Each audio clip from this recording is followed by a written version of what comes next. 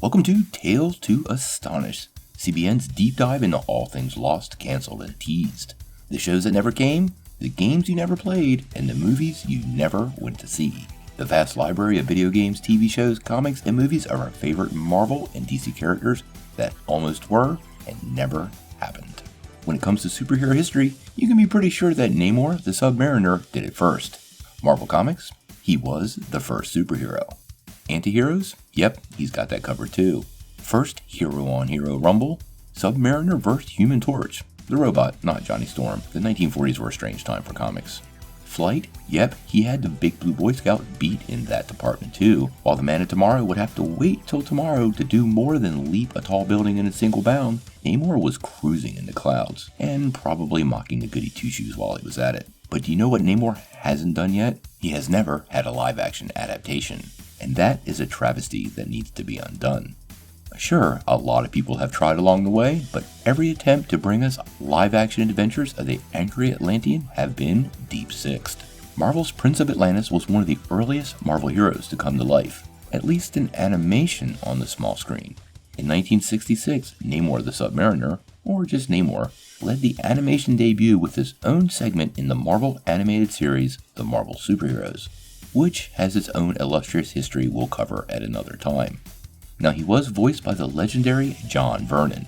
Who, you say? Well, John Vernon was fairly well known in 70s cinema, but for most people he's best known as the role of Dean Wormer in Animal House. Fat, drunk, and stupid is no way to go through life, son. That's right, Namor was first voiced by Dean Wormer. Now, Namor's adventures to the big screen are an entirely different story, but a live-action TV series has almost manifested on two different occasions during the character's history. The first time was way back in the 1950s. The Adventures of Superman was a huge success on TV. The classic George Reeves series is still considered superhero royalty to this very day, and Atlas publisher Martin Goodman wanted a piece of the television pie. Now, Atlas Comics, Marvel's predecessor, wanted to develop a Submariner series around 1956 to compete with the Superman television show. Goodman had been in talks with television executives about turning Namor's adventures into a live-action TV series. These negotiations hit a dead end and wound up going nowhere, and as a result, the Submariner's extended lease on life came to an end with issue number 42 when the comic was cancelled. Now, the series had picked its lead, and had chosen star of film and stage Richard Egan to take up the role of the King of Atlantis. Egan would have been a huge catch for Namor in that day. He was a rising star and about to sign a massive contract with Fox. That same year, Egan was top billed in Fox's 7 Cities of Gold, a huge Fox adventure. He also starred in The View from Pompey Head, which was also very well received.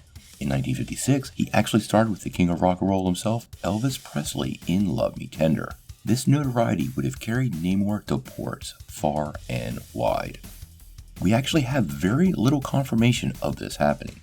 In Tom DeFalco's book, The Marvel Chronicles, which is like a massive visual history of everything Marvel, there is but one entry referring to this series. There is also a rather detailed interview between Roy Thomas and Bill Everett in 2005's Alter Ego number 46.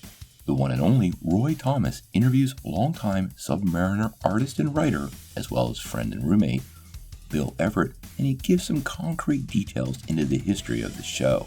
Everett does confirm that there was interest in replicating the success of Superman, and that Egan was the choice for the role, and that even negotiations had taken place. He goes on to say that he helped develop some story ideas and helped advise them on what Namor could and couldn't do as far as powers and his Atlantean heritage.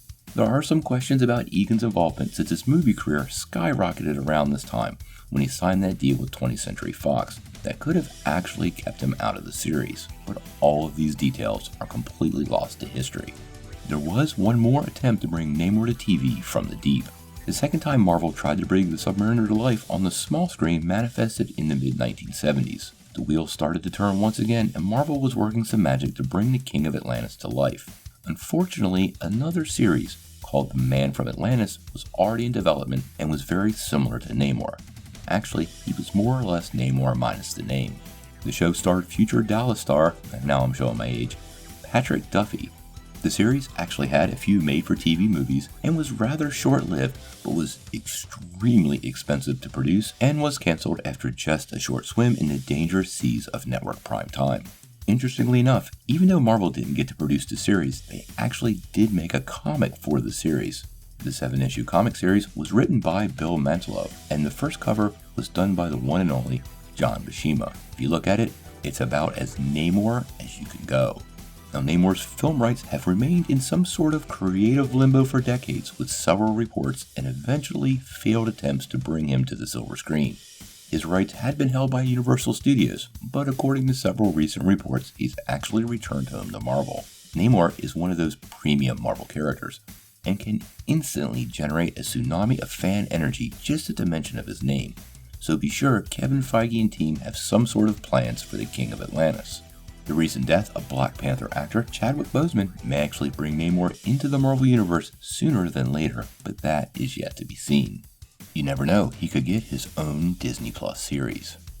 Join us next time on Tales to Astonish for the Lost Daredevil animated series featuring a dog sidekick that was literally killed by a comic cover. If you like this video, make sure you press like, click subscribe, and if you don't ring that bell, you won't get any updates. Peace.